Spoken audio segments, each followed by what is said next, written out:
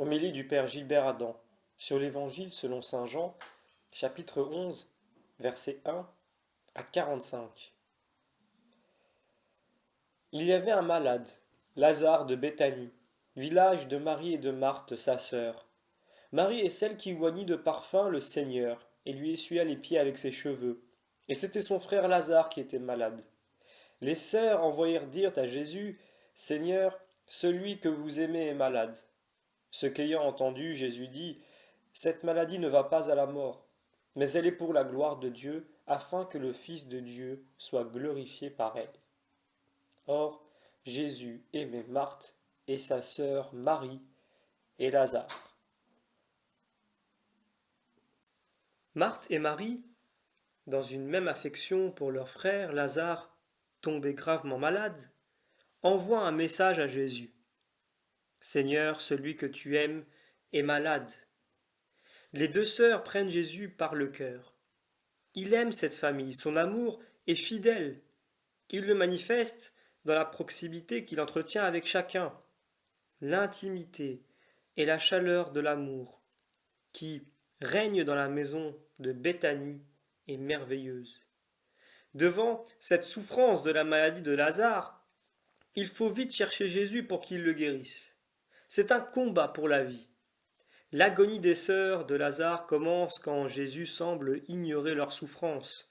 Le cœur de ces femmes est meurtri. Jésus ose un malentendu par le mystère de son silence pour que les disciples croient. C'est pour Marthe et Marie insupportable. La vie et la mort restent deux énigmes pour notre intelligence et pour notre cœur.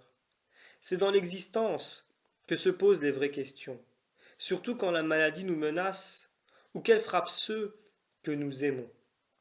L'Évangile nous donne de regarder la vie et la mort dans la paix de l'espérance. Là, nous célébrons déjà la victoire de l'amour infini de Dieu sur la mort. Nous continuons la lecture de l'Évangile. Ayant donc appris qu'il était malade, il resta 2 jours encore au lieu où il était.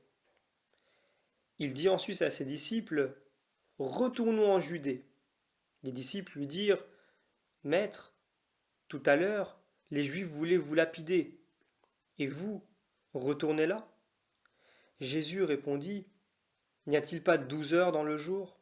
Si quelqu'un marche pendant le jour, il ne se heurte point, parce qu'il voit la lumière de ce monde. Mais s'il marche pendant la nuit, il se heurte parce qu'il manque de lumière. Il parla ainsi et ajouta, Notre ami Lazare dort, mais je me mets en route pour le réveiller. Ses disciples lui dirent, S'il dort, il guérira. Mais Jésus avait parlé de sa mort et ils pensaient que c'était du repos, du sommeil. Alors Jésus leur dit clairement, Lazare est mort, et je me réjouis à cause de vous de n'avoir pas été là, afin que vous croyiez. Mais allons vers lui. Et Thomas, appelé Didyme, dit aux autres disciples, Allons-y nous aussi, afin de mourir avec lui. Jésus vint donc et trouva Lazare depuis 4 jours dans le sépulcre. Or, Béthanie était près de Jérusalem, à 15 stades environ. Beaucoup de Juifs étaient venus près de Marthe et de Marie pour les consoler au sujet de leur frère.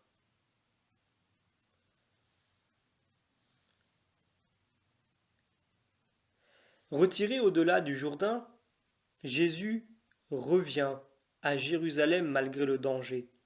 Et toute son attitude révèle l'authenticité de son amour. Lazare est mort et il faut que les disciples croient. Ces femmes ont pâti. Le cœur des disciples est travaillé. C'est un grand mystère avec lequel nous avons beaucoup de difficultés.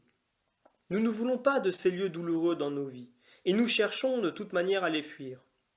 Or, ces lieux sont ceux de l'enfantement à une vie nouvelle. Marthe arrive au-devant du Maître.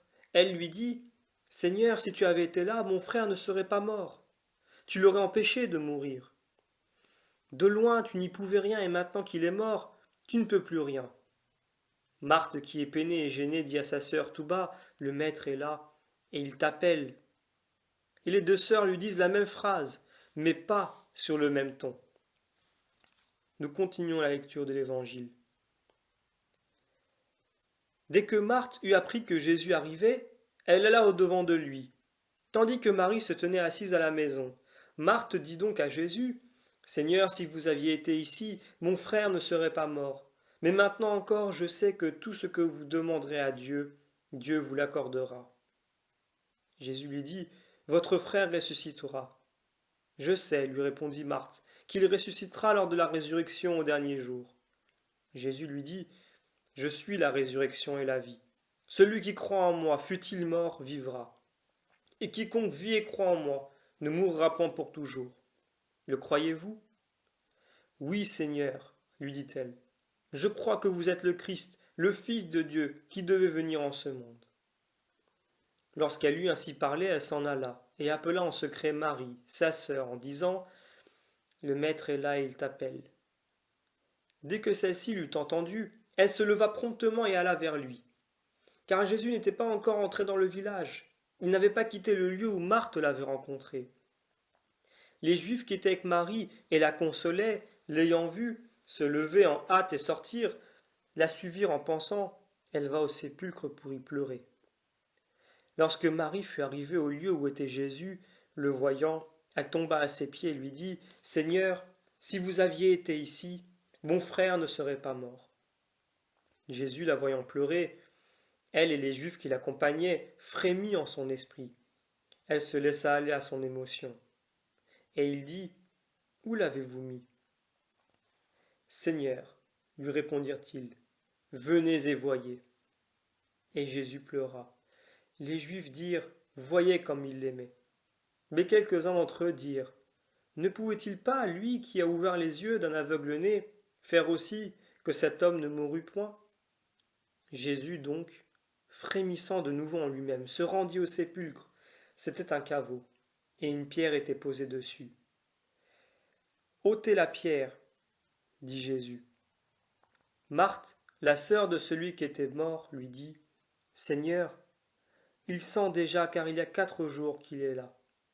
Jésus lui dit, Ne vous ai-je pas dit que si vous croyez, vous verrez la gloire de Dieu?